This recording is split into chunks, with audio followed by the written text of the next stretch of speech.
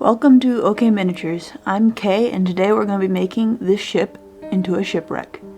But I don't want to waste last week's effort, so I'm going to make it a modular shipwreck. Scariest part first. We're going to cut this beautiful ship into 3 pieces. I'm going to angle the cuts so they go from the bottom of the front or back of the ship and go toward the top of the middle.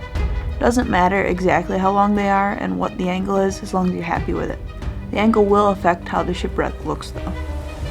I aimed to have the cutoffs to be about 1/3 of the length of the ship because I thought that'd look nice.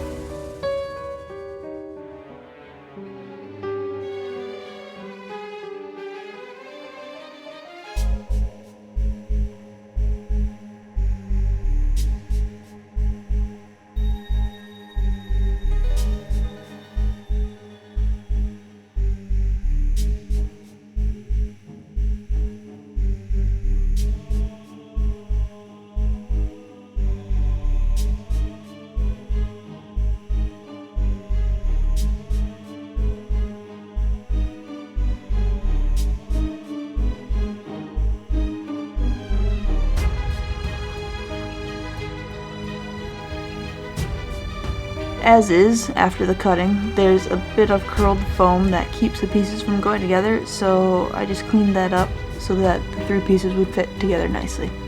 I didn't spend enough time here, which made my final results less than ideal.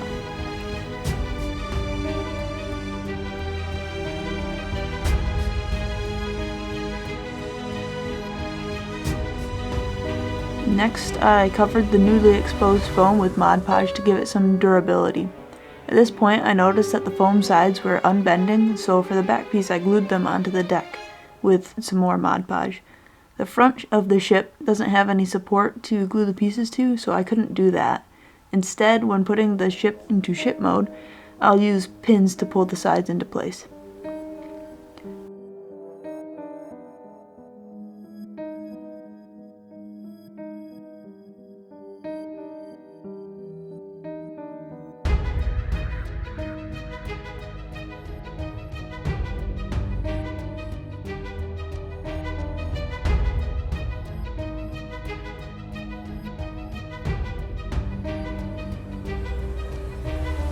And then I painted all these black surfaces brown.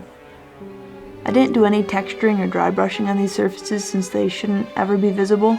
I'm just painting them brown just in case an edge isn't quite lined up, so no ugly green foam will show. For the mast, I snapped a piece of 3/8 inch dowel in half.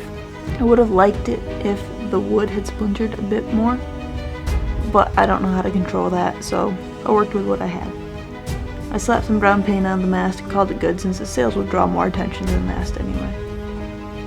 For the sails, I tried to make a light brown wash in my water cup and dip my paper triangle in there. The paint settled out too quickly though, so instead I put my actual brown wash on the paper and spread it with my fingers, which worked much better than using a brush. Then I crumpled the wet paper to give it a more weathered look and spread it out to dry. Then all that's left is to arrange the mast pieces, drape the sails over them, and voila, a shipwreck. If you found this video helpful or interesting, I'd appreciate it if you hit that like button. If you'd like to see more terrain builds, consider subscribing. And with that, I'll see you in the future.